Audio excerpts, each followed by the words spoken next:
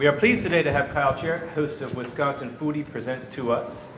Kyle is host of the Emmy Award-winning television show Wisconsin Foodie, currently in his 9th season on PBS and broadcast primetime to millions of households.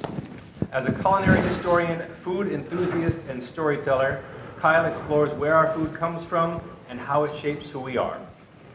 Kyle has appeared as food judge on the Travel Channel, a commentator pundit on the Cooking Channel, and is a regular media contributor and essayist on NPR. His 2016 presented a TED Talks called We Eat What We Are, about the powerful science and emotion behind food memories. In an effort to raise people's consciousness about their food choices, he frequently hosts cooking demonstrations and is a regular presenter and panelist on issues of food, sustainability, and culinary trends. Please join me in welcoming Kyle. And I put my pants on one leg at a time like everybody else. Thanks for the great intro. I don't really do anything but for what these folks do day to day and then really just tell the stories of that. But terrific intro, and thank you, New Glarus, for supporting this conference.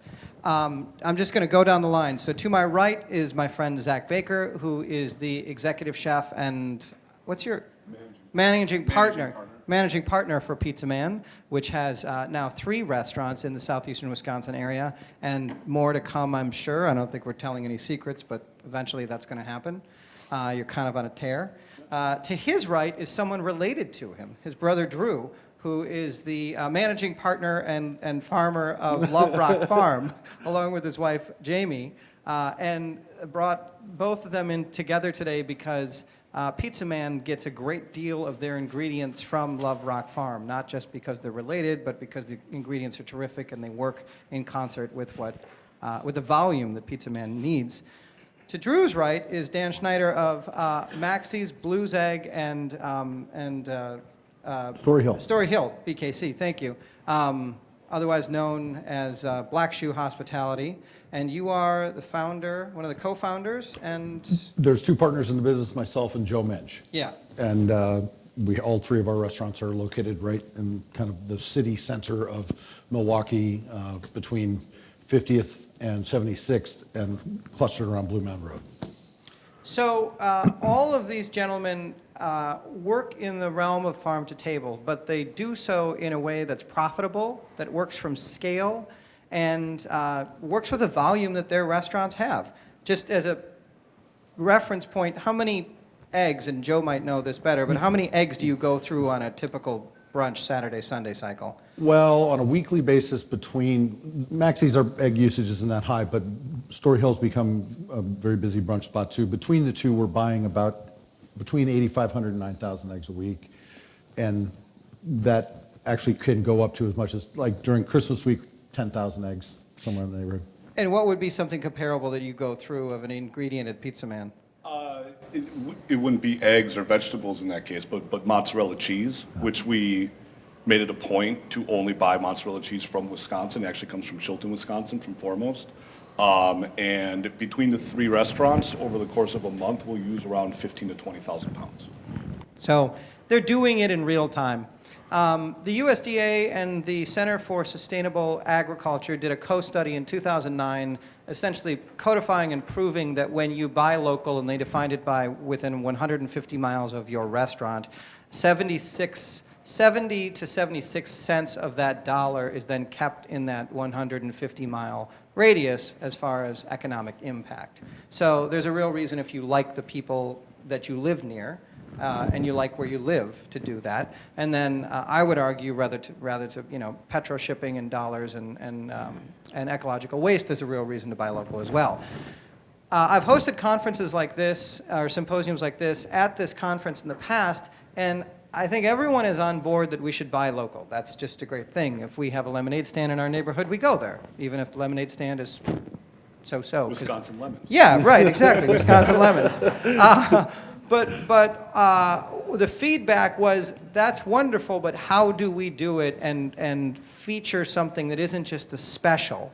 Because there's only 2 tenderloins on a cow, there's only so many strawberries you can get from the farmer that pulls up in his or her wagon. You get the gist. I brought all these gentlemen, and I'm going to foster this conversation, but get out of their way because they do it real time, on scale. And I don't know Drew as well, but I know both of you, and I know you like to make money. You don't have to be the richest guy on the block, but you're in this because it's the restaurant business. So if you want to talk about maybe first with your first restaurant, how you took that dimension and then used it as you grew, and then I'd love to hear how you use it in Pizza Man, where you've got pretty much of a specific product that people have. Aside from donuts and hamburgers, I can't think of any other American It's the world's food. favorite food. Yeah, and French fries, but everyone knows what the best one tastes like as well. So you can't get all chef creative. No. I mean, you can, but you can't. There's a certain realm. Well, there's an expectation that comes along Right. with, it's supposed Right. to taste like this. And right? it should cost about here. Yes. So a $40 pizza with great local ingredients is one that really will only be photographed. That's totally true. Yeah. So Dan, go ahead and. Sure. I think what we're doing now is different than what we did when we opened Maxie's. It'll be 10 years ago in May. But what we've found over the course of those 10 years, and my experience with this actually goes back all the way, I went to college in Ithaca, New York, and they had a really great farmer's market. And my boss, I worked for a horrible Frenchman who would make me get up every Saturday morning at 6 a.m. and go down and go schlep his produce for him. But what we experienced there was, even then, and then my time in Colorado and then being here, was always about, if you're going to embrace the idea of buying direct from farms, you need to understand that you can't just buy one thing. You need to look at it in terms of a partnership with this farmer. And the farmer needs to understand they've got to be bringing you things that you really can utilize and sell in a timely manner. It's got to make it easy. I've had farmers who say, if I want to drive out to the farm and pick up product from them, they'd be happy to sell it to me. I'm not going to drive 30 miles out into the country to pick up product. If she wants to sell to us, they've got to bring it to us. So there's a commitment that means sometimes you've got to buy things that maybe you don't have an obvious and immediate use for. You got to figure out what to do with it.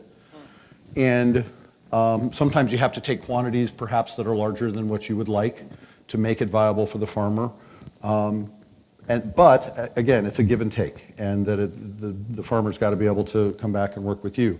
That's one way. And then as we have grown and our restaurants have gotten busier, we've realized that if we really want to embrace it in a significant way, we have to work on a more of a regional type approach as opposed to us and a farmer. We work, between the three restaurants, we work with about 12 or 13 different farmers directly, and then we also have relationships with different companies that are, sometimes fostered by people like Nesvig, or Maki Produce, or some other people who will be the go-betweens and help us make these connections. Because as much as I want to embrace the local pig farmer, on a Saturday night at Maxie's, I'm going to sell 40 orders of ribs, 60 orders of ribs. I can't buy 40 or 60 cows or 20 cows. I've got to work with somebody who can supply a large number of sustainably raised, and I fairly specific to say sustainable because we buy organic when we can, but more often than not, what we're buying are sustainably raised, ethically raised products, and we try very hard to investigate and make sure that's a legitimate thing. It's not just that somebody told us it was that, but to stick strictly with organic products, I don't think we could embrace it nearly to the level that we do. Price prohibitive, availability prohibitive, all of those things. And then we do have relationships where, like, we've got people that we buy whole lamb from, and we'll bring them in and we'll butcher them and we'll use them in a variety of different ways. So there's not a one size fits all here. To really accomplish it, you got to consider lots of different possibilities. One of the things that we're just starting to look into, that we're trying to figure out, is how to do more preserving, pickling, canning, all the things that would allow us to embrace when things are fully in season and use them more. We haven't really done it yet, but we're scaling up. So again, I think it's a process, and there's going to be different ways to accomplish things at different times a year. So how do you meet it with the challenges, and then what are the conversations that you have with your brother and his wife where it's your relations, but it's, business, and you need to say, I need this much, in essence, at this price, or it won't work for, that's a special. I can sell 22 of those. I've got 1,200 pizzas, though, that I need to sell. Well, I kind of echoing what Joe said. I think one of the first things you need to do is you need to have some flexibility in what you're doing. That allows you to use kind of like a lot of the little one-off things like, we have 10 pounds of black radishes right now. It's like, okay, I'll take those. Where are we going to use them? I don't know. I'll find a spot for them. But what's nice about having a farmer in the family, and the thing people don't know about Drew is that Drew actually spent a lot of time working in restaurants. So being a chef in the Bartolotta group, one of the things that I encountered, after I moved to Milwaukee in the early 2000s, or the aughts, if you like to call it that, what was that there were farmers trying to sell the restaurants, and there were restaurants that were trying to use it, but they weren't speaking the same language. There wasn't a good interface. Like the farmers wanted me to place an order on Tuesday to come the following Saturday, when I'm like, I have no, I don't know when I'm going to need them. And in their mind, they're like, well, this costs us money to leave our farms and truck this stuff around. Like we need to know what we're going to do then. So there were kind of this incompatibility at first that took a little while to shake out. When you have a relationship directly with somebody like Drew, and then we have a really good relationship with the people who mentored Drew into farming as well. A lot of what's going to happen this growing season, we start talking about in December, in January, in February, and I'll pull reports out of Pizza Man. I have a way that I can kind of track, essentially. I can tell you exactly how many pounds of romaine I went through last year through Pizza Man. Like How many? Off the top of my head, I don't know. But You can't just put that out there, dude. you're right, I should have looked at it. It's a lot. It's a lot. I would, if I had to guess, it's probably about 75 pounds a week per restaurant. There's 3 restaurants times 52, if anybody has a calculator. There you go. So we have conversations about, what am I looking for? What do I need? And the main thing I know is that if I'm going to have them bringing me, 5 pounds of this, 10 pounds of this, I need to have other things that I can be like, I need 60 pounds of this, I need 100 pounds of this. But honestly, the conversation a lot of times isn't, what do I need? It's how much do you have? Because kind of like Joe's saying, there's times you need to buy sometimes a little bit more than what you technically want, or you think you can use to kind of help the farmer out and to make that trip away from their farm worth their time. I mean, Drew's coming from the Monticello New Glarus area. Stephen DeBergeur coming down from Belgium. So it has to be worth their time to come down and spend a day carting stuff around Milwaukee. So the first thing we do with people like Love Rock Farm is we try to home in on a couple things that I know I'm going to blaze quantities of, especially when they're in season. Things like eggplant. Pizza Man can go through 125 pounds of eggplant a week, just making eggplant fries and eggplant parmesan. I'm good for like 2 of those pounds Yeah, of exactly. fries. Yeah. Things like romaine, things like butter lettuce, these things that are relatively easy for them to grow, that they can grow large quantities of. They're not as labor intensive as other things. Essentially, you kind of take the model of like a commodity market, like a cash crop, where you have farmers basically just growing soybeans, and that's the only thing they sell, and they sell all of them to one big person, they get their money, they walk. Taking that idea and using that to kind of buttress up this business you can do with these people, so when they're showing up, you're not buying $85 worth of something, you're buying $500 or $600 worth of something every week. And then on top of that, the flexibility of writing a menu that you're purposely vague. If you look at the Pizza Man menu, and I honestly, I get complaints from servers sometimes because they're like, people are really mad that there's onion in the salad and it doesn't say it, because we have a salad that just says lettuces and vegetables. And they're like, why don't you just tell them what it is? I said, because I don't know what I'm going to have. And if I say I'm going to have Swiss chard on a dish, and then the Swiss chard after 3 weeks runs its course and we're waiting for another anything batch or whatever you call them in farming to come up in another month and a half, it's like, okay, now we have lacinato kale, or now we have dandelion greens or chicory. I need to have the ability to kind of adapt and move along with those things, because you're right, it's not just specials. I think everybody thinks of farmer produce, it's like, I can make a special, I'll braise those radishes and serve it, with a pork chop from a local farmer. But the amount of stuff you can buy and go through at that point is very limited, and it makes the business difficult for them. And I'm a guilty person, so when they call me and they tell me what they have, like, I feel bad if I can't take it all. So I will work tirelessly with myself and my chefs to try to be creative and come up with an idea. I've always enjoyed the idea of creative limitations, where it's not like, what do you want to do? Oh, I can do whatever I want. You know, I enjoy saying, this is what we have, and then come up with an idea with it. I think that's kind of a fun way to work. It's a fun way to train people to think about working, and I think it kind of makes the restaurant a little bit more dynamic in terms of what the customer gets on their plate at the end. Drew, what's that like from the farmer experience? Because you have to grow this stuff, and you have a different relationship here. You don't have to wonder, will someone buy this? But you still, maybe you'd like to do X amount of acreage for this, because it's less work. Yeah, it is, you know, trying to find that balance between them, because, you know, it is incredibly easy to grow rows and rows of lettuce, you know, but, you know, they're inexpensive, you know, but we're all in the interest of being diverse, right? And so you can do a few of these specialty things, you know, that they maybe would ask for in those off season, but also with the understanding that, you know, things like having, you know, green and colored beans on the menu, you know, knowing that I, for 6 weeks in the harvest season, have a captive market for beans that I can sell at a lower price, knowing that I'm going to be able to keep on putting them out, kind of helps ease the burden of that. But it's because, you know, it's not just the model of farming that you want. You know, it has to be sustainable. You don't want a monocrop. It's nice to focus on these few things, but, you know, that helps both of us out. I can produce them at a more competitive price, and he's always going to use them. Dan, talk a little bit about the growth of Yuppie Hill, because I look at you folks as the reinsurance company for her for her growth. Actually, it's not Yuppie Hill. J&R Acres. J&R Acres, excuse me, that's right. We've certainly done some work with them, but J&R Acres is our primary egg purveyor. And I mean, I confuse you in, forgive me, but Collectivo buys a lot of Yuppie Hill. They do. Yeah, they're two big egg players.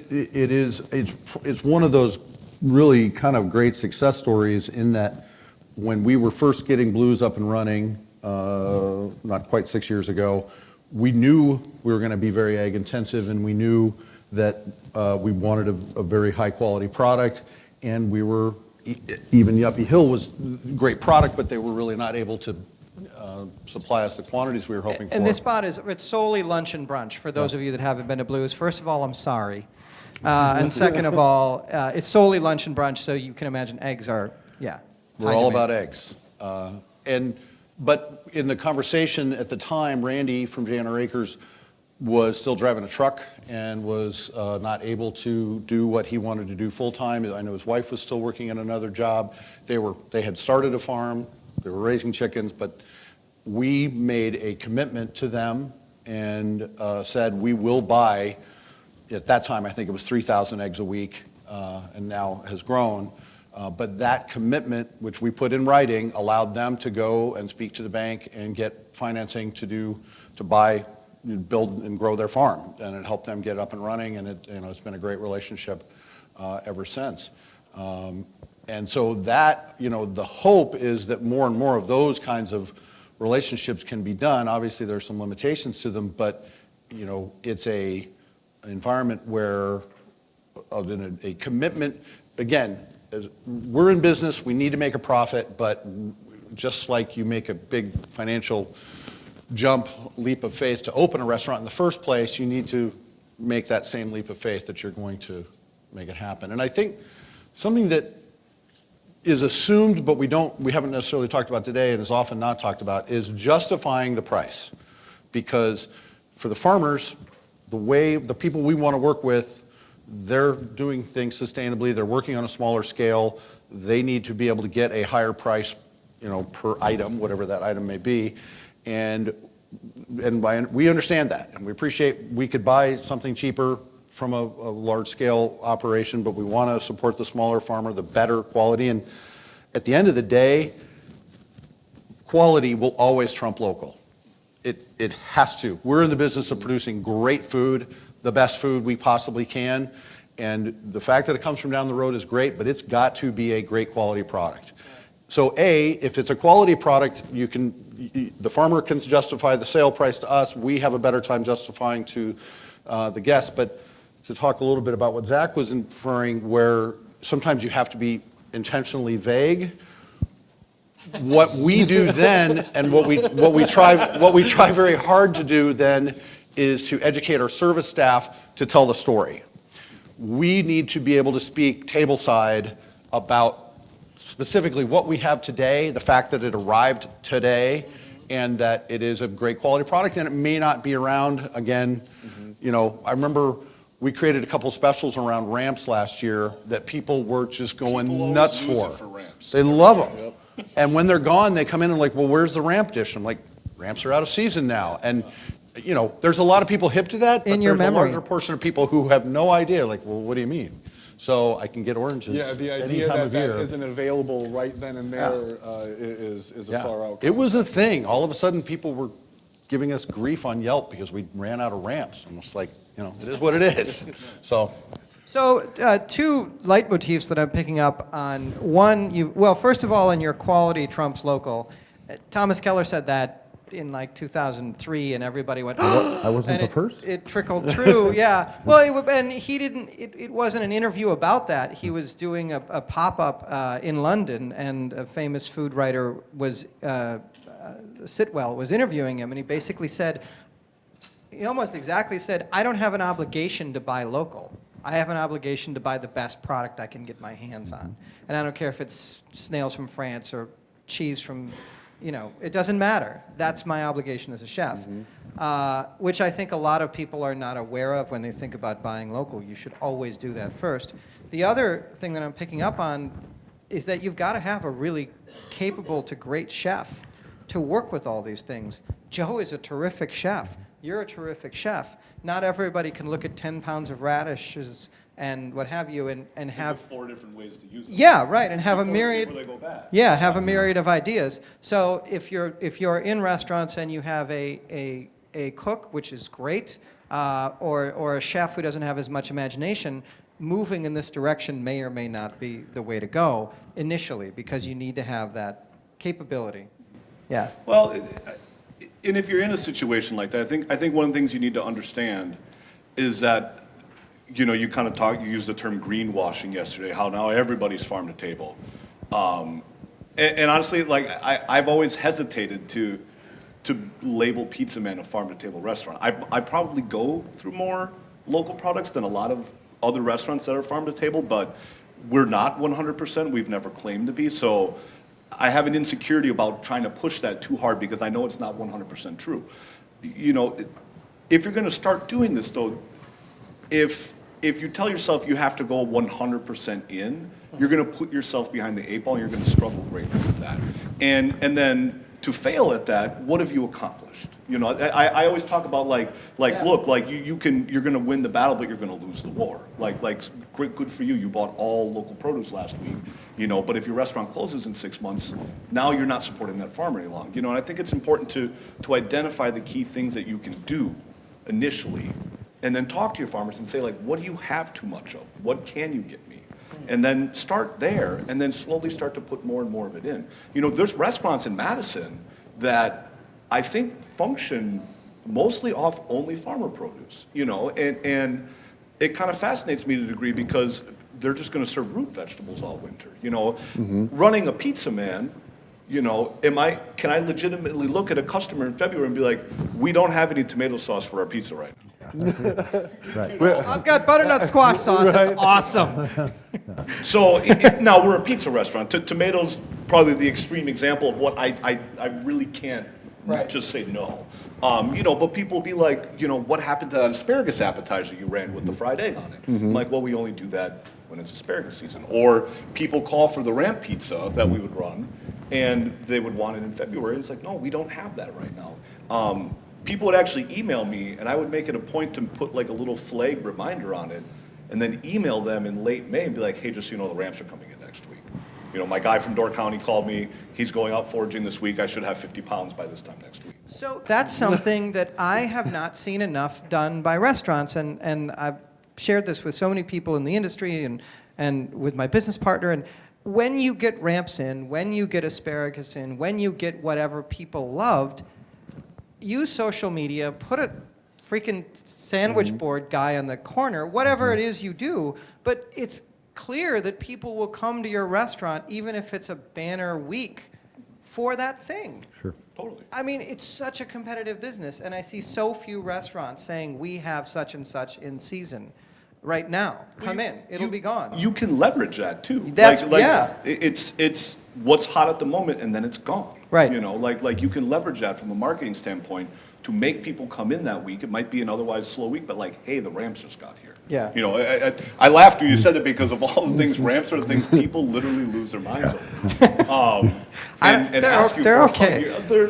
I always say they're one of my favorite things, and it's hard to quantify things like that. Yeah, wow. But the customer obviously really loves them. You know, so if you're not explaining to them how ramps work and that we can only get this time of the year and we're only going to have them for 3 or 4 weeks, you have to come and get them now. And the other thing when that happens, you kind of have to go all in on something. You do. You Yeah. know, because again, like, you can't order 5 pounds of ramps for a couple days, and you know, like, these people don't want to bring you 5 pounds of ramps. They're going to go out foraging. They're going to have 75 pounds or 100 pounds. So it's like, okay, how many creative ways can we use ramps right now? Right. You said strawberries before. It's the same thing with strawberries. We get strawberries from Rare Earth Farm, who Drew used to work for. Who honestly, I think you working for them kind of changed how they approach restaurants. They weren't really doing restaurants. Yeah, they found it Now to be they're looking they found it to be a rather like cumbersome and not a very not a good money making operation Yeah. for them at that Well, everybody's juncture. switching on price. I've never once. Yeah. Oh yeah. Again, I mean, not that that's a hard and fast rule. I don't think I've ever once sweated one of my farmers or local people, or even most of my purveyors, about price on things. Same for you, Dan? Yeah, it's, if there's something like we're negotiating, we also only use Wisconsin cheese, so we'll shop around on cheese, because there's a variety. And There's it's- a lot and to it's a shop year-round, around. Yeah, but when you're, especially when you're talking about, if you're talking to a forager, you know, it is what it is, and it's really Yeah, about you quality. kinda just strike when If you it's bring going. me something that's got spores and is moldy and I can't use it, that's one thing, but if you're bringing me a good quality product, we're gonna pay the price you're asking for. Because you just spent an entire day or 2 days on the sides of hills, Yes. not stopping for lunch, and you, Poison oak out there. right. Well, and those were the days you could do it, because those were the days that the morels, the ramps, the what have you were up. So this is a question specifically for Drew and then for the two restaurateurs. Is one strategy to go deep with a farmer on something that you use all the time, like you've done with eggs, like maybe you've done with lettuces, if you're developing a relationship like this for your restaurant? So you keep ordering from the US Foods and the Cisco's or your other resources, but you say, I know that I need a lot of beef, so you're my beef farmer. I know I need a lot of greens, so and then build that, or the way that you did with eggs. Is that a good strategy, or are you? Oh yeah, that's a tremendous strategy. It really is. I mean, because it keeps the farmer in constant income, and honestly, whenever you put something in the ground, you want to know that it's going to have a home, right? Like, you don't really It's a want lot to of do work for it. It just really sitting is, and that's why CSA models always seem so attractive too, because you have a captive audience, so to speak. You know where all this food is going to go. Right. Now there's a little bit more unknown when you start getting out of that, but then the onus on you is again quality. They're not going to say no to it if it's a superior product. But definitely, like greens, we can grow like crazy in Wisconsin, and that's a very good market for us, because he knows that he's going to go through them like crazy. I know that I can produce them at a good, fair price, competitive with everybody, without putting my whole farm into kale and chard and chicory. Which is fun as that sounds. Yeah, right. It'd be pretty, at least. Oh, yeah. it'd look be great. beautiful. So from a But restaurant, all these conversations start, Yeah. this time of year, and leading up to that. and from the restaurant side, though, are you putting all your eggs, literally and figuratively, in your case, in one place, and then that can slide backwards too? such and such, the fellow breaks his back or something like that, and then you're out of eggs, and you still have people turning up for brunch that need 6,000 of them. Yeah. Yeah.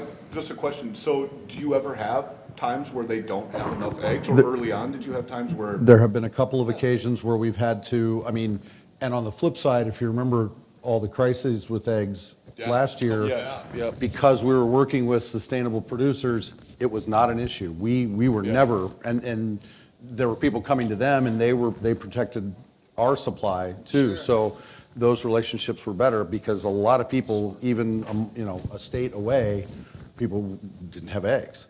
So yes, I think you need to continually be looking for other sources. But to the point you're talking about of kind of test modeling something, just when we first got together before we started talking, we were talking about guinea hens. And they're gaining some popularity. People are starting to have some interest in them. We've had a lot of success bringing in a dozen or 2 dozen birds to Story Hill. We kind of use Story Hill as a little bit of an incubator. We'll try things out there, see how it goes. But we've had enough success with them now that we're ready to start talking to farmers about something that we could put on our menu, maybe over at Maxie's, that we know we're going to sell 20 orders of on a Friday night, and consistently that we would sell several dozen a week. So that's how it ends. And any restaurateur will lament this, and probably a lot of people in the audience, as our chefs will like to say, the best way to kill a special is to put it on the regular menu. Yeah. You sell it like crazy as a special. Now I put it on the menu and it dies. So you got to. It's the book on the top shelf that you're not supposed to read when you're a kid. Well, you're going to get that book. Yeah, absolutely. As soon as it becomes available, yeah. So there's a little bit of a give and take there, but we've had some success. And again, I think anyone who really is serious about embracing this as a restaurant operator, you have to understand that supply will not always be there. Supply will be changing regularly, and that's just how it is. You've got to be ready to reprint menus and change things up. And so that is how we did. But again, on the longer term, bigger picture stuff, like we have been able to work into a couple of these regional supply situations where, like a local company, Strauss, I give them credit for they work with multiple operations around the Midwest, raising to a particular standard and creating a high enough quality product that we can say, all right, we're going to run this field dish for the winter, and they will supply it and they'll make it happen. So I think there's a balance of the relationship with the local farmers, or we work with Foodie a little bit, and we certainly work very closely with the Tosa Farmers Market so that we can try and supply through that. But at the same time, for any kind of volume things we want to make long-term commitments to, more often than not, we're having to go out. Well, especially here in Wisconsin, anytime you have that kind of volume, eventually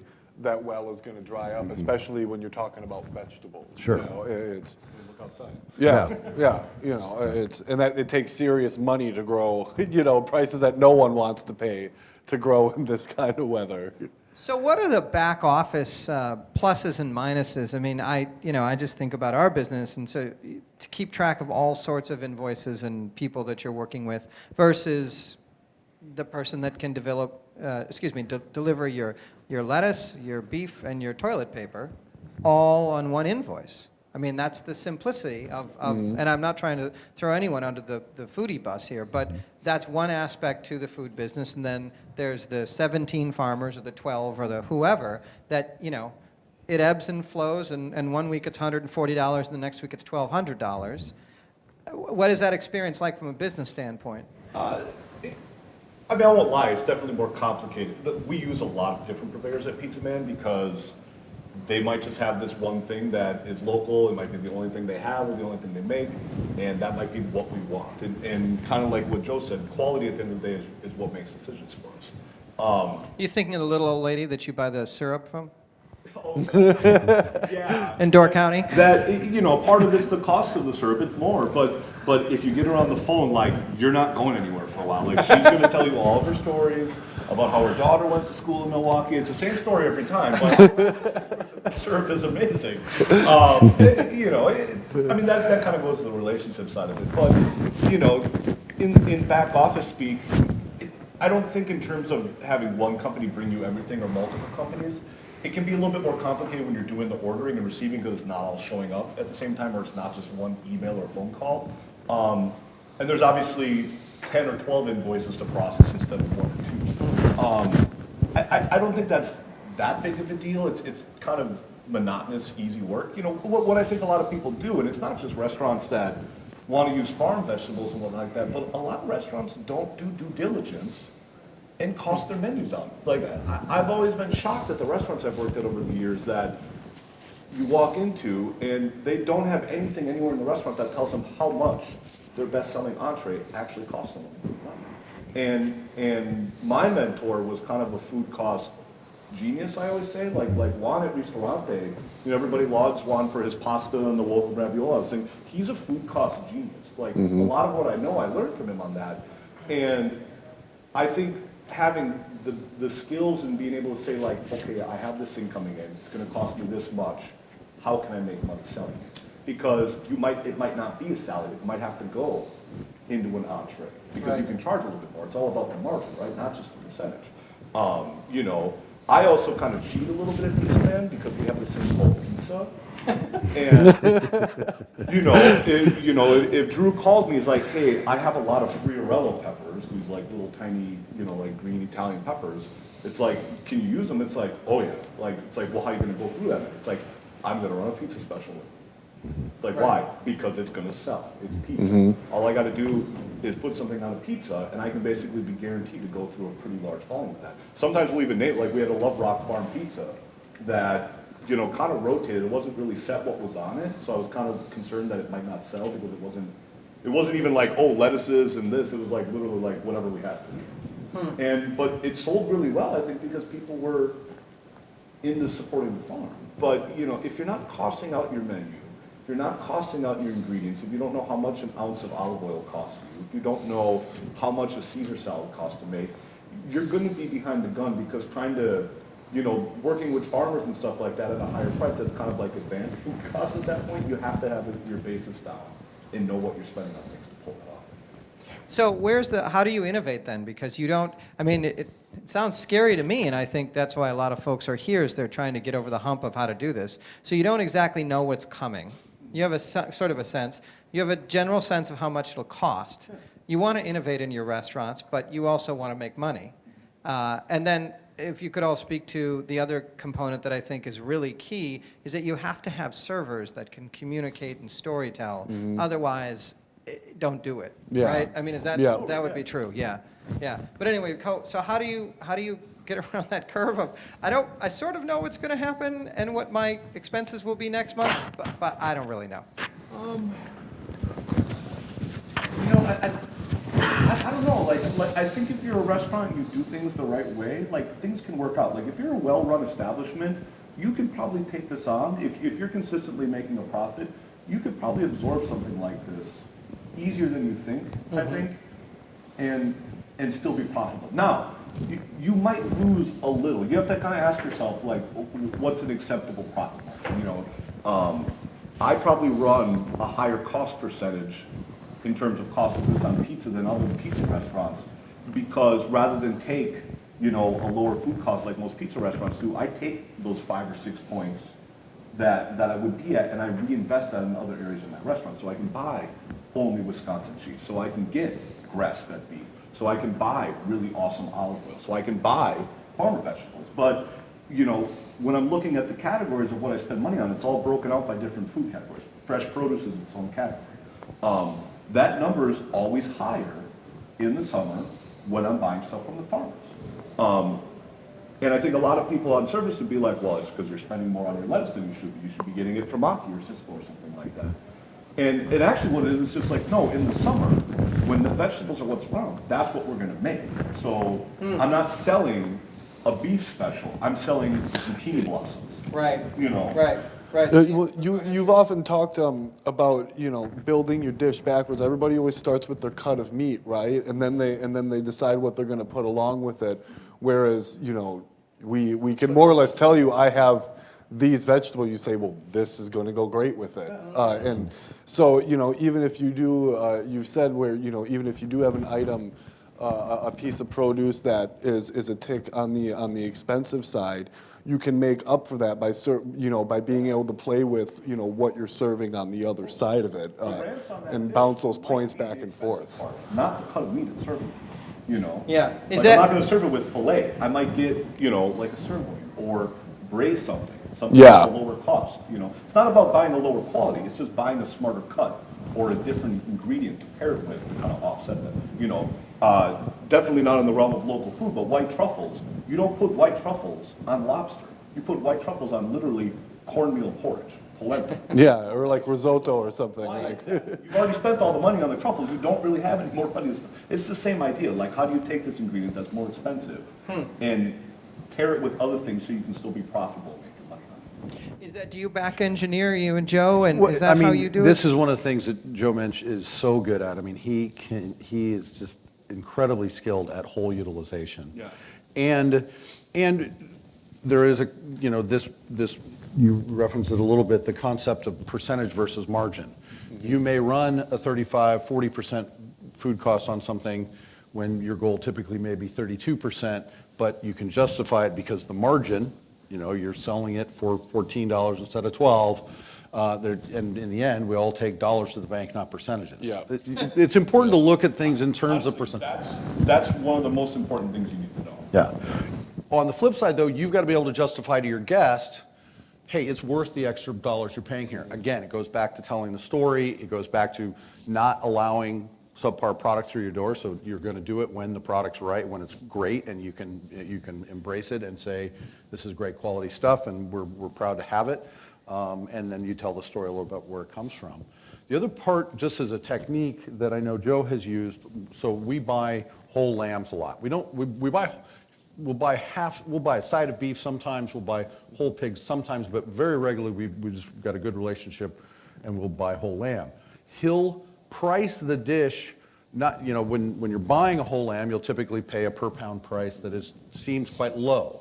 But what he'll do is work out the yield and then compare it against what that cut would be, maybe on a leg of lamb or lamb rack. Lamb rack is the kind of the extreme, but let's say price it based on the leg of lamb cost and apply that to every bit of it. So when you're working with shoulder or some lesser cuts, you still are charging a little higher price to kind of get it back. You're going to lose money on the rack. Okay, Yeah. You're not going to get the money you need for it, but because you're doing whole animal work here, you're going to make it on other cuts. Aggregate it off, yeah. yeah. Now, that's an interesting way. I actually sometimes do something similar to that, but a little bit backwards. When I was at Lake Park, one of the chefs I worked with, Todd, who we're friends with, had a beef ranch. We really wanted to bring in a Murray Gray steer.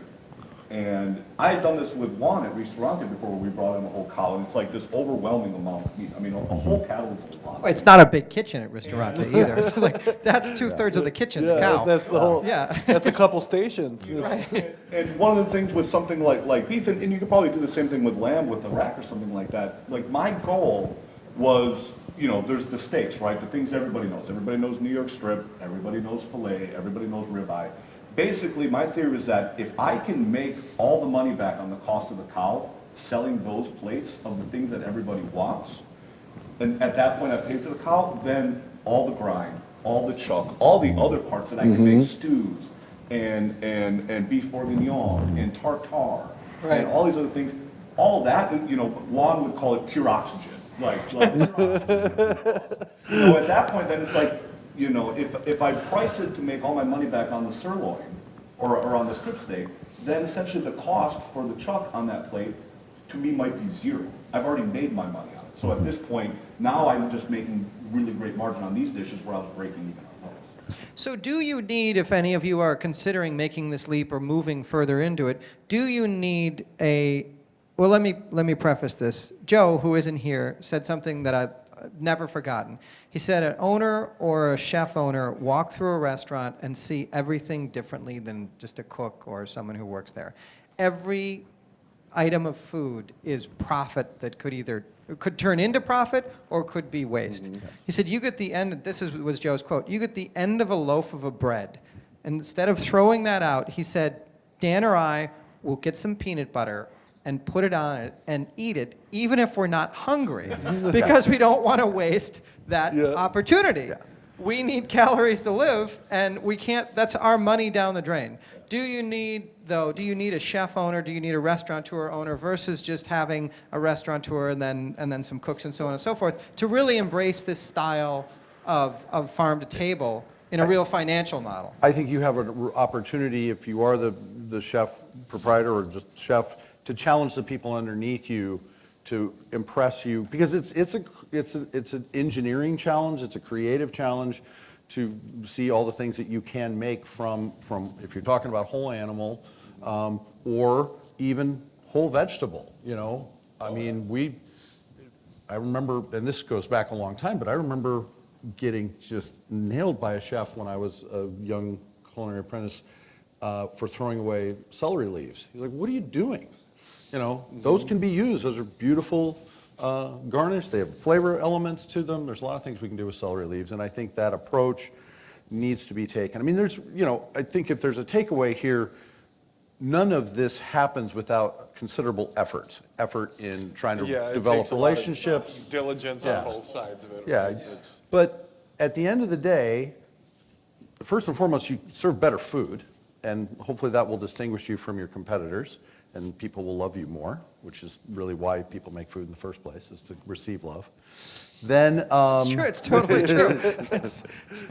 The first thing we do out of the womb is eat. I'm sorry, people. I mean, but there's absolutely a way to make a profit at this, but it does not come without considerable effort. And I think if you're running a kitchen, you need to be pushing the people underneath you to be thinking in terms of what else can you do, what's the next thing you can think of. And you were mentioning before about having to think up things on the fly. I would also argue that part of this is going and talking to farmers about, all right, I know you're growing kale. When will you have kale? You think, it's not a given, but when do you think you'll have kale? And begin thinking about recipes that you can utilize kale. And any number of different ingredients out there, and begin and challenging the people who work for you to say, these are things we're going to need you, and yes, maybe I'll let you go buy a head of kale to try something out, and when the mother load comes in, then we'll be ready to play. So, I mean, I think it's an effort of pre-planning even now for things that you won't see till July. In a weird way, I think this is where you start to talk about cooking fundamentals and the idea of what's old is new again. In a bygone era, wasting food was, a cardinal sin. Right. Before things showed up perfectly cut and cryovac in cases from a broadliner at your back door where you don't have to do anything other than open up a bag and dump it in a pan. I think when you're the kind of chef or where you're trying to train people to think like this, when you're looking at the tops that come on carrots and you're asking yourself, what can I do with this other than just chop them off and throw them away? That you're really... You're not in the game, really. Like whole vegetable. No, exactly. I mean, when I was at Restaurante and we started buying, there was like a cooperative at that point called Homegrown Wisconsin, which I think folded and maybe came back as a different name. But Jen Air was in it, and we were buying stuff from Jen Air. And Kay Jensen came and she was telling me about all the restaurants she would walk into, watching them cut the ends off their char, the stems, and throw the stems away. and it's just like, in a weird way, I want to ask people, it's like, did you ever think to just try it? Like, maybe just eat it? It's weird. Again, most of the stuff probably isn't going to kill you. I think, don't eat the leaves off rhubarb. That's the one thing I know. But, I think this idea of convenience that's been bred in our culture and society the last 30, 40 years of mechanized food and canning and all this stuff has made us kind of really lazy as cooks and chefs, and everything needs to be easy now. And it's not always easy, but it can be really rewarding and really gratifying to kind of look at something that would be waste or would be thrown away somewhere else and make something really awesome out of it. You know, the term gourmet is always misused in this country. I think in the 90s at some point, to be gourmet just meant you had roasted bell peppers and balsamic on your menu. And everything was gourmet. Oh, you're a gourmet chef. And I hope I'm right because I know she's going to know if I'm wrong. I think to be gourmet is to make a lot out of little or something out of nothing. Yeah. Is the technical term. That's really well. Yep. Strange enough, I learned that in home ec in high school. Which we're bringing back, hopefully, everybody. And I think people need to start to think like that again. You know, like how do you not waste these things? How do you, 'cause trust me, if you can make money selling carrot tops, that's going to be a good food cost because they don't really cost you anything. It's just smart business. They come free on the carrot. Yeah. I don't want to. We feed them to the animals. Well, You know? but they're still But they're still, But no, they're still still being in used. use. Yeah, right. You know, That's it's- the good news. Not you know. supposed to waste it in these kinds of industries if you're doing it right. So we've got about 10 minutes before we hit 1 o'clock, and I know you have other seminars and other things to do, though we are probably the most engaging, charming people you'll meet today, and you want to stay here for hours. But, Everybody loves farmers. yeah, exactly.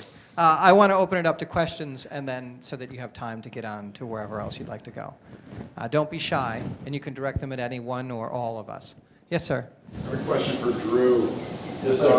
Farmer, have you ever considered doing a futures contract with restaurateurs to sort of guarantee to them a certain price for a hill lettuce? You know, you hate to get ahead of yourself just because you know, as far as a contract like that, just because it is such a moving target and, you know, the conditions can change in a heartbeat. There are some things that you probably would be willing to do it on, but as far as you know, a more specialty crop, I would be hesitant to do that. Did you have an example that you were thinking of? And No, you were talking about lettuce, you know. Yeah. That seems like it's a low-cost item. You know, if you could, I understand weather is a factor, but if you could sort of guarantee, well, if you buy X number of heads of lettuce from me, I'll guarantee you this price, and maybe within a certain parameter that, you know, if it's a rough growing season, you know, I Yes, might have yeah. to adjust my price X percentage or something, you know, I mean, just again, as a way for the chefs and the restaurateurs to sort of know what's, you know. yeah, absolutely. Something like that, I think, would be an effective tool. You know, and like I said before, it's always really nice to know that the food has a home. You know, as much of it as you can. That gives us a good amount of comfort. I mean, the three big examples where that's worked is, of course, Organic Valley. They said, we'll pay this much per pound of milk if you grow it under these standards, and you're always secure at getting this much. And they, you know, they were at risk as a cooperative in the early years, but committed to it, and that's turned out really well. And then our friend Todd's Beef Enterprise, which was something like that within Premier Beef, and we'll pay this much. And then no one talks about it, but the little button mushroom people, you know, they work that way. But I mean, you're growing mushrooms in the dark in a Kwanzaa hut somewhere. So Yeah. short of a tornado, you're pretty, you know, We you're pretty actually- safe. We have a relationship with a greenhouse operation that grows sunflower sprouts for us, and we worked with them for a little while, and one of the conversations was about price. You know, we were struggling with it a little bit, and she came back and said, if you will pay me on a quarterly basis, and I will hit this. So that's a relationship that we do have. Again, it's a greenhouse environment, it's a lot more controlled, she knows how much she can generally grow, but we've been buying, you know, that way from her now for 2 years, probably. So it can work, but especially when you're talking about outdoor growing, that's a tough situation. I mean, you get some hail and your lettuce is gone. Yeah. Which isn't totally uncommon in the early going. What we know for sure is if you give a farmer some money, he's already spent it. He's already spent it on improvements to his farm or whatever. It's not like they're going to be able to say, oh, no problem, I got that cash in the bank. It's gone. You definitely, you definitely got to take the long-term view. It's, you know, this few $1,000s, you know, you got to look at it. It's like, okay, it's like this is a big chunk this season. It'll be, you know, less next season. Hopefully, by the season thereafter, you know, your tractor is paid for, even though it's from 1956. Right. You know. Another question out there? No? No question. Yes? How do you find the right farmer? I mean, do you just knock on somebody's door or drive around looking for the little? Can everyone hear that question? How do you find the right farmer? Source them out there. Well, I mean, You grow my up with, scenario- yeah, my right. scenario's probably- Hand-me-downs of clothes, clearly. But before I bought from Drew, I mean, I've been telling your story. Why don't you talk about Rare Earth and how you got involved with it? Well, they run a CSA program, and I started up there as a work share, and then a part-time guy, and then a full-time guy, and it kind of helped facilitate some of these conversations that they had. I'd worked in restaurants, been working on their farm, so I kind of had a foot in. Steve was kind of interested in, like, how do I talk to, because he was frustrated because he never had any. Well, and it was exactly the things that you were talking about before. It's like, all right, it's like, I know I can produce it. I know I can do it.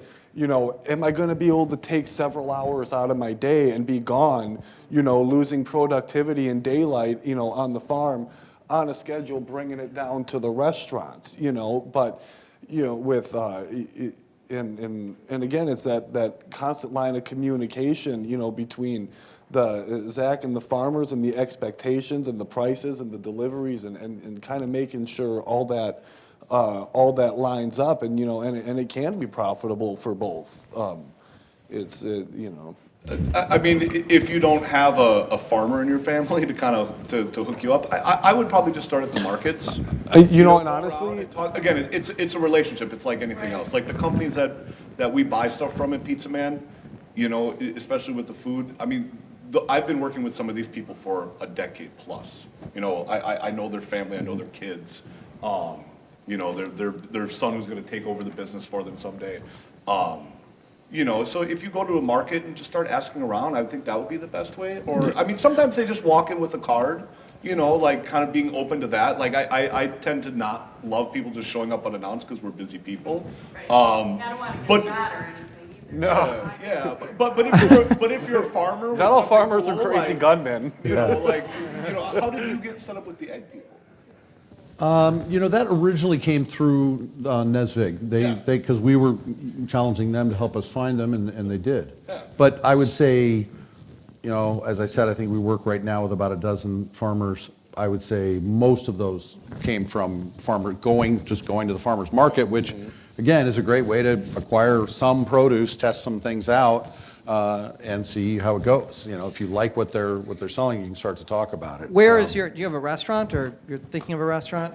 Down south Wisconsin and Flowers Lake. Okay. I mean, there's the other resource is the Fresh Farm Atlas, which is published for regions, but it's where we get a lot of stuff. And the farmers that are listed in there, it's a great publication, basically say, we're looking to sell to CSAs. You can pull up and pick out one of our turkeys for Thanksgiving. We're open to restaurants. So, and they list oftentimes their top 8 things that they produce. So, you can really Fresh Farm Atlas. Fresh Farm Atlas, yeah. And as a farmer, like, you'll always accept a cold call. Yeah. You really will, because even if you can't help them out that month or even that season, this is something that you can cultivate and come back around to. There was just a Fresh Farm Atlas delivered across the room. That was awesome. You should ask for $1 million now, because you'll walk out in the hallway and there'll be a pile of money waiting for you. We don't have answers on that. One more question. We've got time, because I want to. The show wants me to keep on schedule, and I'm in charge of that. Yes, ma'am. I was wondering if there are specific products that you would like more of, or some Okra. Okra. You got okra, we want it. Literally, we will take 10,000 pounds of okra if you've got it. Because we want to pickle it and have it year-round. And unfortunately, I only know about what I've heard from farmers is that there is a mold susceptible in this part of the country that makes it hard to grow. But man, would we love to Typically buy a more little okra. warmer average. Yeah, it is. Southern Illinois produces a fair bit of okra, and we have been bringing it in from there so that we can pickle it. But for Maxie's, we would love as much okra as we can get our hands on. It came from West Africa, just in the history. Yes. So Yes. think Congo, that kind of area. That's prime okra Guineas are growing. also And African. look outside. And then look outside, yeah. So we're not an okra sympathetic climate, yeah. We're in zone 5, and that's like 3 zones above Yeah. the happy place. Well, thank you, everyone. Thank you. I hope this is informative. Personally, because of the work that I do with Wisconsin Foodie and other things, I hope you're moving in the direction of legitimate farm to table. Yeah, it's not easy, but I think it's very rewarding. Yeah. Thank you.